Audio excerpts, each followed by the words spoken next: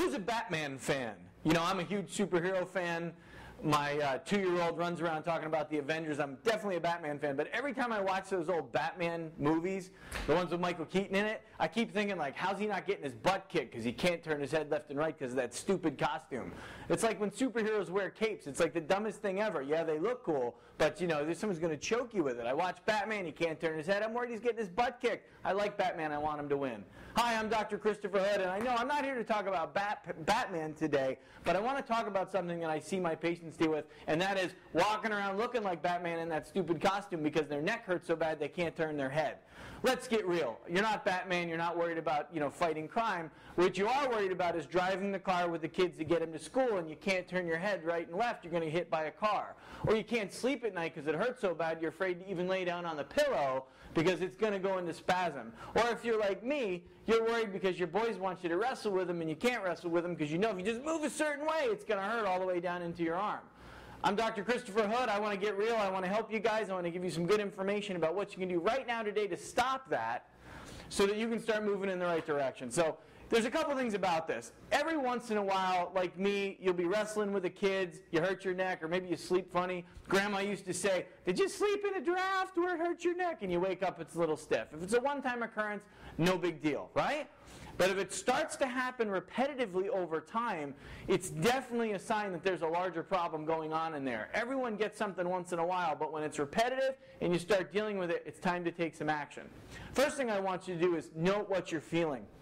If you can push your fingers in there and feel that it's in a really specific area, once you develop that neck pain and really stiff neck, which they'll actually call torticollis, that's the clinical term. If you can feel it in there when you palpate, you can feel a real specific trigger point area in there, do yourself a favor, ice it. Don't heat it. Ice. Wet paper towel on your bare skin, ice pack on the wet paper towel, 20 minutes at a time only. That's what you want to do. But if it's like the entire side of your neck, where you feel it up in the back of your skull, down here in your neck, down into your shoulder, that's when you want to apply heat. I see it all the times where patients are heating it every time or they're icing it every time. This is one of those times where you want to be really granular and specific by what you're doing. So again, pinpoint problem, ice, large area being involved, heat it up. Same thing. Nice, easy, gentle, 20 minutes at a time, ice or heat. My concern with it when it's a long-term repetitive problem, it's not the wrestling the kid or the sleeping in a draft, but when you start to deal with it consistently is what we call a forward head posture problem or a spinal misalignment problem. So what we want to look at there is your posture. So when you look at posture, you guys ever seen, I'm going to turn to the side real quick. As people get older, they start looking like this. They get that forward head posture, that large hump on their back. When you have chronic neck issues, if it's chronic, it's happening all the time to you, and it's just repetitive, it's the gateway to developing that old man, old lady posture and that hump on your back. What happens is the individual spinal vertebra in your neck, they should have a normal curve in them. I'm always baffled when I talk to patients about this and they think the spine should be straight. But if you're looking at an x-ray of the neck from the side, which will show you, it should have this normal arc or curve where each bone lines up over the top and the bone should be nice and square and white and no rough edges or arthritis, and the spaces in between which are discs should be nice and big and open. You have to understand the nerves that are actually running into your neck muscles, down your arm, thyroid gland, heart, lungs, are all coming out of the space between the bones and the disc.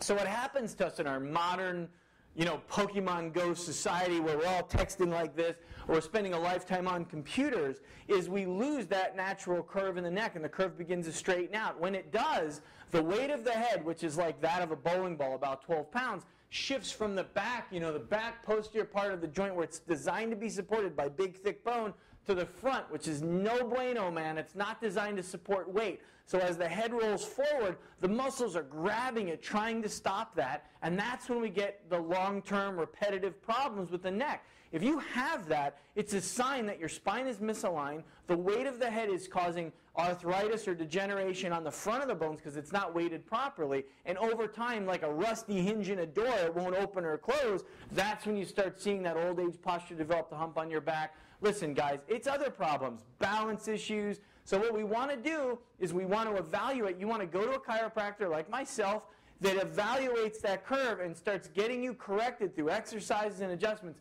to get that natural curve back in your neck so that it stops it from being a problem. And more importantly, stops the old man posture, the old lady posture, the hump on your back, and long-term disability ratings. I hate it when I see patients that we could have helped if they just done something about it when they were in their 20s and 30s, now they're in their 70s or 80s, and they can barely move and they're worried about walking down the street with a cane.